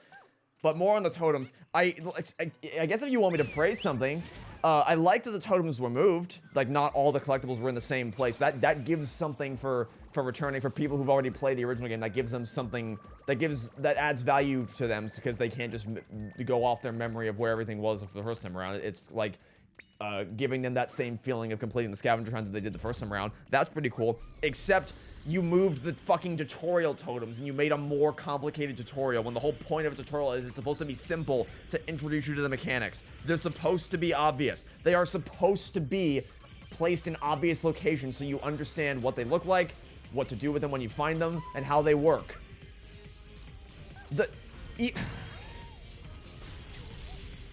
Whatever. They made, like, even, I wanted to praise the hunger totems, and I did praise the hunger totems for a while, because conceptually, the idea of showing Hannah slowly become a Wendigo from her perspective in a way that's initially not obvious, like, it's obvious what it is to returning players, but for new players, it would be as much of a mystery as everything was to us the first time around when we played it for the first time. But they didn't do anything interesting with that concept. The first one where they showed Hannah crawling up to Banna's grave, that was pretty cool. That was something that was pretty neat, the idea of like kind of showing the early stages of her cannibalism and like, or like, if not that, then like hinting that she was going to eventually become a cannibal by going to dig up Beth's grave and eat her corpse. But that's it. The rest of it was just her crawling around the caves, and then towards the end they showed her dragging Jess and choking Josh. Wow, how thrilling. I really added so much so much more depth to Hannah's character and gave us such incredible insight as to the life of a Wendigo. That was so cool. That was such a really stellar change they made. And that's not even them like wasting the potential of, because there are so many things that they could have changed that would have like legitimately made the game, like things the original did poorly that they could have done better, and they did some of those things. Like they removed the previously on sections. I think they could have kept, they probably should have kept them for if you boot up the game. Like if you close the game and reopen it, you probably could have kept them. But removing them between chapters, like if you just play one chapter after the other, it was a good idea to remove them for that purpose. They made it so that Matt and Emily's pre-order bonus scene was actually a main part of the game now, instead of something that you could very easily miss if you didn't, you know, pre-order it. I don't know if they ever added it back into the main game as a main fixture. I honestly don't know if they did. I'm going to assume in good faith that they didn't, just to give the remake like something, because that is probably the best thing that they did. I like that drawing that they add, or the journal that they added in chapter 6 when we were exploring the basement with Chris and Ashley. It was the same journal with all the drawings that Josh was looking at in one of the therapy sequences. That was a good change. But like that's pretty much it. Like I thought that when I saw they were going to change the prologue, I thought that they were going to, the dialogue in that prologue is just peak camp writing. It's like the campiest introduction to the game ever. But that's not what bothers me about it, because that's what they're going for. Like I said, the idea behind the game is that it presents itself as a cheesy, campy, killer on the loose, teens trapped in a cabin in the woods in a mountain with no self-service. That kind of a story, that's what it presents itself as. It gets you, it puts you in that mindset early, and it lulls you into that false sense of, oh, I've been here before, I know how this works, so that they can completely sandbag you in the latter half of the game when they reveal more about Josh's mental state and like what's really going on behind the scenes with the Wendigos. That's the idea behind why the opening is as written as campily as it is. So that's not what really bothers me about it. It's more so just how like overly expository everybody's dialogue is. Just because the thing about saying, oh, Mike's class prez, and like comments like that, like just kind of being very blatant with, oh, so that's who the characters are. This is the class prez, he's class president. They could have cleaned that up a little bit. It's also blatantly apparent which characters are allowed to die. Because as you saw, like the final 2 chapters of that game functioned perfectly fine with just Sam and Mike at the helm, because Chris, Ashley, and Em really don't have anything to do after the scenes in which they can die. They very quickly stop being important. Matt and Jesh are the biggest culprits of that. And I'm like, they do have like throwaway lines just to remind you that they're there, but for the most part, the game plays perfectly fine without them. Like the biggest offender of that is obviously Matt and Jess. I've spoken about them to no end. And not even like it's Matt and Jess is more so because the other characters are well written until the point where they stop being relevant. Whereas, well, okay, I shouldn't say that, because Matt and Jess are also well written until the point where they stop being relevant. It's just that like it feels worse for them because there's a lot. Matt gets, they set up a lot of stuff for Matt and then they don't do anything with him. Like, he doesn't really take a moral stance. There's a lot of the other characters all express some level of, like they express opinions about the prank, be them remorseful or dismissive. That's something that gets explored with all the characters. Well, I think I've made my point enough with this. I'm just gonna close out to the menu so I can focus entirely. Excuse me, sorry. On what I'm saying here, he doesn't take any moral stance on the prank. There's no deeper introspection with him or discussion as to what he thinks about the situation. He can get into a fight with Emily in a lot of those earlier scenes and even at the fire tower, and there's never any resolution for any of that. And like they introduced the idea of Matt being taken advantage of for his kindness and how chill he is. They never explore that at all. Jess, what's there with Jess I really like. I like that she's all about like exuding this aura of confidence and bravado, but then by the end she's a totally different person. She's lost all of that. She's lost that persona. She's lost her confidence. That Hannah took away, like, one of the most valuable things about her personality, if she survives. But there's just not enough. There's not enough of it. They disappear from the game until chapter 10. And again, they're really just leaving drama on the floor, not having Matt be in that room with everyone when Mike shoots Emily. I've already said my piece on Jack and how he's just kind of there to exposit backstory and die, and they could have made him more of a fleshed out character. Like, they could have still had the thing where they could have had the effect of him coming in to make you feel safe and then taking him away from you.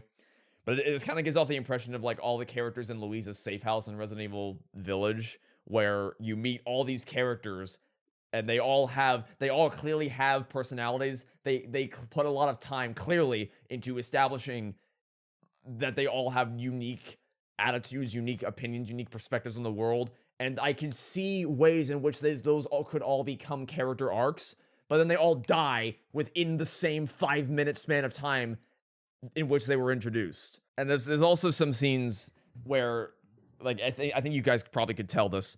There's a lot of scenes where characters will stop to talk about to brag about how much they know. Like Chris, when he brags to Ashley about how Sam and I found this wanted poster, we found a lot of clues saying there might be some psycho killer up on the mountain with us. In this episode, we had the scene with Sam and Mike where they're talking about all that happened in the sanatorium, and it's clearly just there to be like, hey, you found enough clues, so the characters know more information now. But the problem is that it doesn't always match the tone of the scene to have them just randomly stop and talk about this stuff for no reason. Especially in this specific episode, when, like, they were racing against time to get the key from Josh and then get out of here alive. And then there's other minor things, like the fact that everyone seems to only have a binary reaction to when they encounter that room with all the hanging bodies. Like, and other things I talk about. I don't like that the only way to save Matt is through the power of hindsight with that flare. I really don't think that tracks logically, that you have to get in a fight with Emily about her plan to go to the tower and then not give him a weapon of defense. Well, give him a weapon of defense if you get in the fight. Don't give him a weapon of defense if you don't fight. It's really backwards and weird, and I don't like it. But, like, hopefully that demonstrates that I do believe there are areas in which the original game could have been improved upon. But they simply, look, I have 36 hours in this game. I don't know how many playthroughs that amounts to in total. Probably 6, right? Because I think the game is like 6 hours long. Maybe closer to 5 playthroughs, because I assume the first playthrough probably would have taken a little bit longer. So maybe five or six play. I played this like 5 or 6 times, roughly, somewhere along this. I've poured so much time into this game.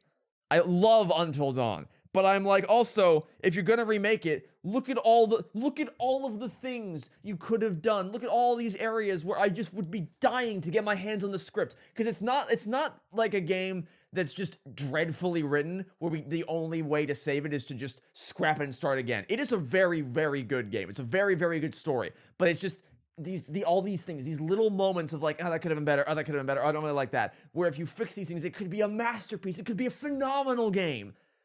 And the remake, for all of its terrible technical difficulties, could have been that. It could have, it makes me so angry that they could have taken because I really don't, the game didn't need to be remade, like I said. But if you were going to remake it, you could have. There was a timeline where they could have made it phenomenal. They could have fixed all the issues, introduced some new mechanics, and there's not even story-related stuff. Why didn't they expand on the character traits? Why not make it such that, for instance, I mentioned earlier about how they could make it such that, depending on how certain people's character traits are measured, it would lock out certain choices. Like if someone's not brave enough, maybe they don't go investigate the voice. Or maybe they aren't able to investigate the voice, and you miss out on whatever's waiting down there. Maybe if someone isn't honest enough, then, like, if Ashley isn't honest enough, then she wouldn't have the option of revealing the truth about the bites and that they're harmless. And then on relationship statuses, maybe the way, how closely connected certain characters are to each other would affect how they react to each other's deaths. Like, depending on how close Mike is with Chris and how they get along, maybe that would change how Mike reacts when he gets killed by the Wendigo. You could do things like that, because right now that system is kind of pointless, other than just cool little moments like what I was trying to show, where if Ashley says she's remorseful, it's not truthful. Her honesty trait goes down. But I just didn't show that one. Like, you could have done that. You could have made like a better choice map, honestly, because the whole butterfly, it's not like super streamlined how the the butterfly effect system works. It's like each choice is relegated off to its own little pocket dimension where you have to flip through its own little storybook instead of having one big flowchart along the lines of something like Detroit Become Human or the Zero Escape games. You could have done that. You know what would have been really cool is a multiplayer mode. Not multiplayer in the sense of like, actually, no. Yeah, multiplayer mode. Make it so that each character with each controller can only control one character. So like, imagine a room with 4 friends and each person controls a different character and they all make different choices so that it's not just you controlling multiple different people, multiple different personalities. It's everyone is like playing off against each other. So like, imagine the standoff in the cage with Mike and Emily. If one person's controlling Mike, one person's controlling Emily, like how tense that would be. And like 2 friends like, oh, is he gonna shoot me? Is he gonna shoot? Oh, I don't know. That could be cool. Or if not that, then at the very least a crowd control feature, which I think they have that in The Quarry, don't they?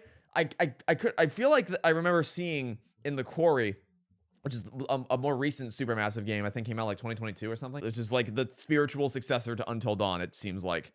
I think that did have a crowd control feature where one person plays the game, but everyone else can like vote in on what choices to make, kind of like what Telltale did with their crowd play feature, starting with, I think, Batman was the first one they did that with, I believe. There's so much that they could have done with this game to make it better. And in some aspects they did, but now that I've seen that post-credit scene, it just comes across to me like they wanted to sequel bait. And they, I guess, thought that people forgot about Until Dawn. So they're like, let's remind you of this game you really love. Hopefully you don't remember all the details about it, so we can trick you and think it's the same as it was, except we made it better. And then at the end we'll be like, see? Remember how much you love Until Dawn? Well, guess what? We're gearing up for a sequel, baby! We're doing a sequel! Because fuck you, this game, this choice-driven game that has like a million different endings depending on who survives and who doesn't. Let's make a sequel to that game. Yeah, that's such a smart idea. You're geniuses. I'm sure that won't end in, because like there's no way they're gonna have it so that the game can base itself off of everyone's individual save files, right? There's no way, because imagine you have a save file where everyone's dead. You load into the game and then it immediately rolls the credits. Like, you can't do that. There's no way that they would do it. It's just,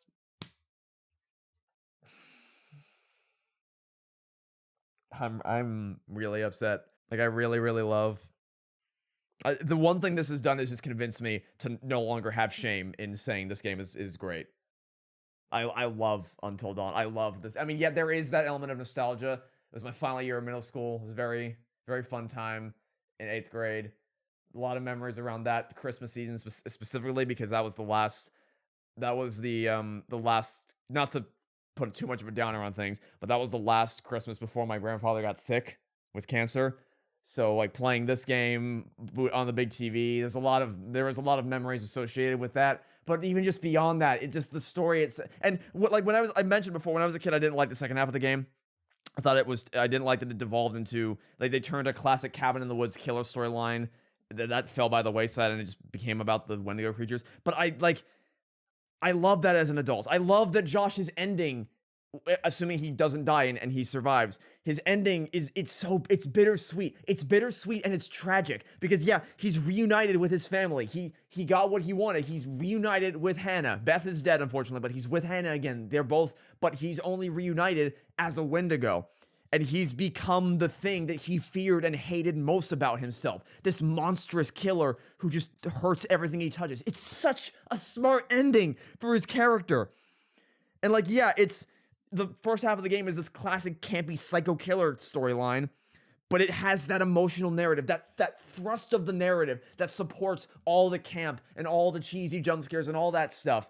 Is the root of it is Josh's mental struggles and his relationship with his friends and with his sisters. And that subversion is what makes the story so brilliant, and makes it so interesting to talk about. And even just down to the little things, like Sam's the one who opens the game. She gets the first and the last gameplay section. She gets the last word and the credits.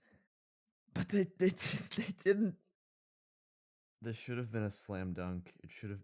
This should have been the easiest fucking thing in the world. All the hard work is done. All the creative choices were done for you already. You had such a brilliant blueprint to build off of. All you had to do was just update the textures, update the lighting, while maintaining the artistic vision. That's all you had to fucking do. And you couldn't even do what the very first the first scene in the prologue.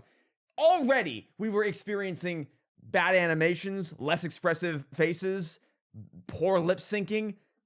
That's how you open the game. Why does a game that came out why does a version of this game that came out 9 years later run worse? Why?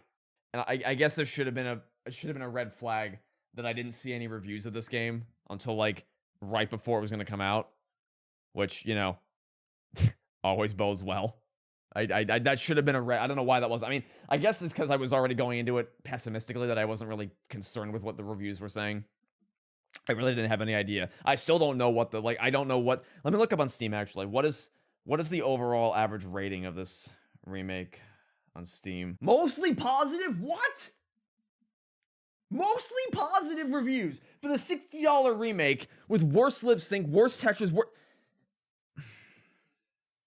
Okay.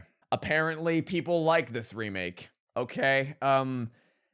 If this was the only way I can see people liking that is if they never played the original before, and that's because like again the story is mostly intact. That's the only way I can see people coming away liking that is if they have no relation to the original.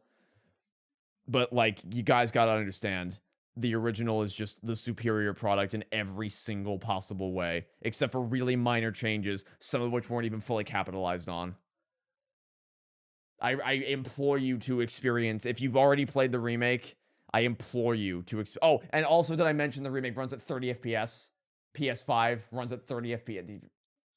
I implore you to check out the original version of this game. It's so much better. It's so much better. Actually, you know what? It might have been a mistake to just in case there was. I should have done this before I deleted it. I should have checked to see if there was any bonus content. Well, if there's any bonus content, I'll throw in an extra section after I'm done recording. I don't think there will be, but just in case there is, I'll throw in an extra section. Oh my gosh, I love it.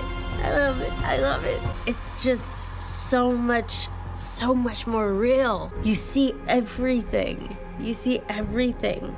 It's wild to see the difference between the two. So much more vibrant, which means it's gonna be even scarier. So I guess in a few years we're gonna get a sequel. That's like the one thing that I went into this was like, please don't change the ending to bait a sequel. That will make me so deeply upset. And what did they do? They did exactly that. The one thing I'm just gonna stop. I've made my feelings on this game quite clear by this point. I don't really have anything else to say that I didn't already. In conclusion, the remake is inferior to the original across the board. There's so few things that it does better that, like, even if you grant them points for that, it's nowhere near enough to justify the $60 price tag for the 30 FPS remake. It's technically, it runs worse, the performance is worse, and artistically, it doesn't maintain pretty much any of the spirit of the original. They retcon major elements of the story. They changed the presentation in ways that cheapen the impact of a lot of the biggest moments. At least it's over. At least it's over. I'll say this much. It reignited my passion for Until Dawn that I guess I'd lost it over the last few years after I made my best games video where I was like, it's just a campy horror, whatever. Nah, I love this game. I think I'm going to add, I wasn't originally planning on doing this, I think I'm going to add Until Dawn Rush of Blood to the October catalog for games I want to Let's Play. It's down, where is it? Is this not, oh, it's sorted by most recent? Oh. I think I want to re-download Until Dawn Rush of Blood. Oh, unless maybe it's already installed. Because I haven't played this game in like, probably almost a I think I played it for the first time in 2016. 2017, because I didn't get the PSVR headset until 2017. So it's probably been like 6 or 7 years. I might have played, I've probably played it since then, but I don't know when. been like, let's say half a decade, roughly, since I played this. And I kind of want to experience this just to watch the taste of shit out of my mouth from that awful, awful remake. If nothing else, I hope you enjoyed listening to me vent about this remake, and hopefully I did a good job of demonstrating the reasons why I think this is worse than the original in every way. And hopefully you came away with this with either wanting to play the original for yourself or with a new level of insight into the characters and story of the original that maybe you didn't have originally. That's all I can hope for. Because for me, this was just pain. This is nothing but pain from beginning to end. And that's it. If there was some kind of bonus content that was worth talking about, I'll have put the clip in and editing already. So we're just gonna leave things right there for now. Thanks for watching. Stay tuned for next time. I hope to catch you all soon for whatever it is you decide to watch next. Goodbye.